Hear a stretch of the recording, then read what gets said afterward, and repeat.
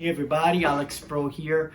Not too long ago, I posted this lick by Brent Mason, who's one of my favorite guitar players, that has this cascade effect lick, meaning one note sort of like rings on top of each other, and you achieve that by playing open strings in the middle of the lick. And it sounds like this, right? His lick sounds like this.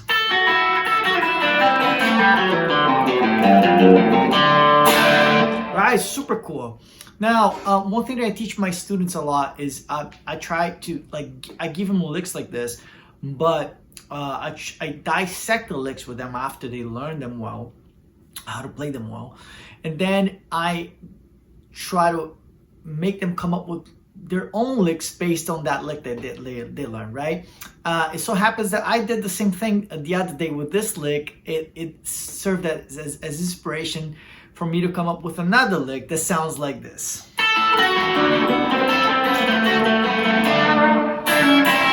Right? So I came up with this because I learned this.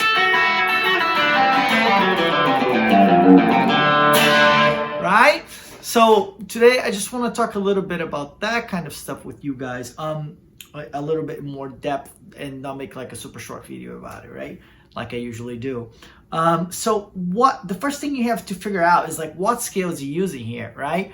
In this case here for Brent, right?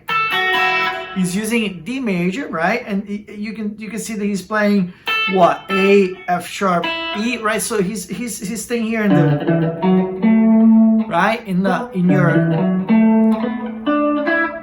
major pentatonic, right? So look at the first shape, right? So far so good. But then he's gonna play the minor seventh and this minor ninth interval that's just so good, right? And minor second, if you want to say it. Minor second interval, there's always sounds so good in the middle, chords and licks, right? So,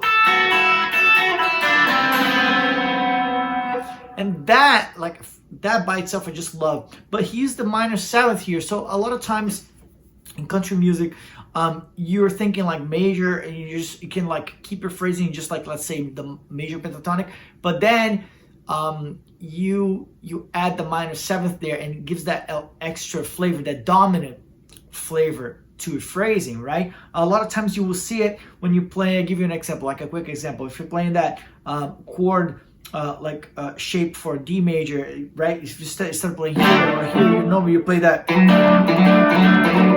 right? There are a lot of people play. Brent also does this. He when he's phrasing like in this box here, right? He will, like, if you spot where the root is, in this case right here, you can do like a chromatic, like a descending line to your minor seventh, meaning, right? And that's your minor seventh here, and then you turn the D major all of a sudden to a D7 chord, right? So that's the idea behind this, right? But here he's playing the minor seventh and the major six, right? Which is right here, right? Now back to your major pentatonic, if you will. So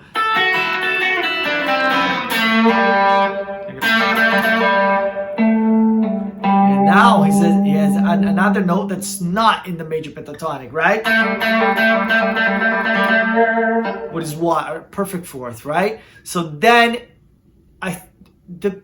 you may think, you could say that the thinking there shift a little bit to maybe mixo, right? So you have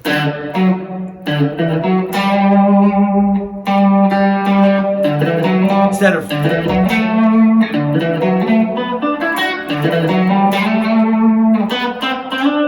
right, because now you have the perfect fourth and the minor seventh, right? So now you're really getting to the mixo, right? Right? So here's your perfect fifth, perfect fourth, right? Classic. I use a lot of open strings in country music, right? So you make use of that. Oh, sorry. Here's your minor seventh again. So you're just playing like a line. And the cool thing at the end is doing that classic minor third to major third, right? you learn here in that box first. So he's doing it here, right? So there you have it, right? You can say it's all mixo. The thinking could be all mixo. To me, maybe it was major pentatonic at first. When he got here, started doing mixo, and then mixo all throughout the end, right? And then I used that, and I was gonna teach a lesson, and that's how this happened. I was gonna teach a lesson on arpeggios, and then just looking at your, like, for a student that really doesn't know his arpeggios well, so using as a starting point your and how to play around arpeggio shapes. And then I was messing around with the Brent thing, and then I decided, why don't I try to combine like arpeggios with like simple arpeggios with the Brent lick, right? That's how I came up with, because I like a lot of the pedal stuff too, when you're just playing one note and you so in between every note that you play in your phrase, you add like an open string, and then it creates the sound.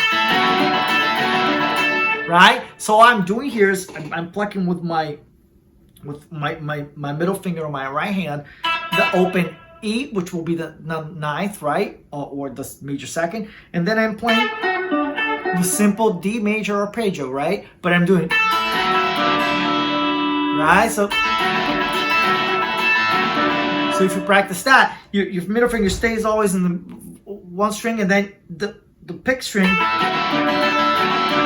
go, right? But I'm just playing that once, and then I'm playing again the major 6, right? And I'm doing just what he did here, but I'm doing it here. Same thing, major 6 minor 7th, that minor second interval, right? So that sounds awesome. So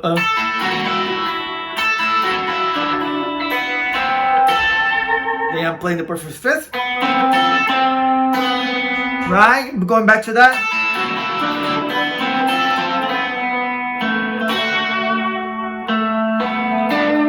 Right, so I'm going here again, perfect 5th, major 3rd. I just picked this position. The way I came up with this is just looking at chords, like a D7 here, right? This shape here, and this shape for a D major or a D7 right here. So I'm doing looking at the chords like that, right? And then playing around that. So I'm doing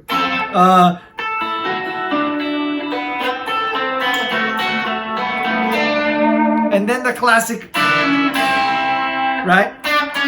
Root to minor 2nd, but adding the 9th here. Right? Super cool, right?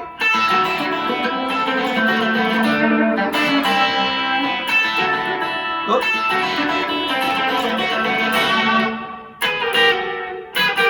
Or, right, whatever you wanted. And then I picked a track that goes goes back and forth between D and E, D and A, right? So then on A, I decided to grab this shape here as my arpeggio shape, right? Like an A7 instead of an A major like I did with the D, because I'm gonna play the open E string, and then we're gonna have E again here. So it doesn't, if I do it like this, it doesn't have the same effect. It's just gonna be, because we're doing, right? So if I do it with an A7, then I got more like it, right? And then, so I'm doing the same shapes that I did with D, right? On D and A. Same idea for the A chords, thinking of the chord tones. And then, but I'm keeping the open B in this case, so it's related to A. That will be, the open E will be the perfect 5th, and then the open 2nd string will be your major 2nd, right? And then it sounds different in relationship to the chords, right? So this over the D, it will sound, and over the A, right? And then at the end, again, the root to the minor 2nd, and I play the open E string, and that's it. Sorry.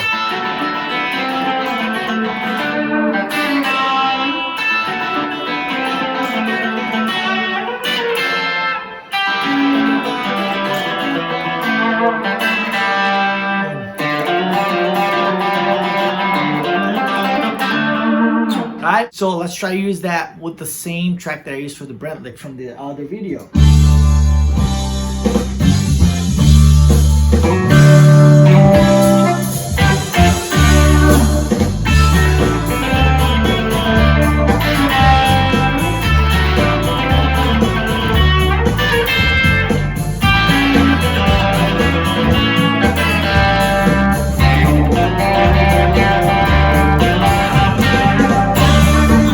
Right? So that's it. Understanding how what's behind the lick is the first step to creating your own based on players that you like, and that's how you're gonna start coming up with your own stuff and not playing the same licks that everybody else is playing. Right? I hope that helped, and I hope that inspires you to create your own licks. All right. See you later.